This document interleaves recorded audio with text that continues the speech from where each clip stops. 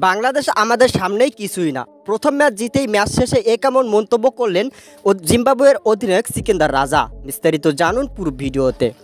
টসে হেরে প্রথমে ব্যাট নিয়ে শুরুটা আশানুরূপ ভালো করতে পারেনি বাংলাদেশের দল। প্রথম 3 ওভারের মধ্যে 3টা মূল্যবান উইকেট ছাড়িয়ে বিপক্ষে পড়লেও মাহমুদুল্লাহ রিয়াদের ব্যাটিংয়ে ম্যাচে ফিরে বাংলাদেশ।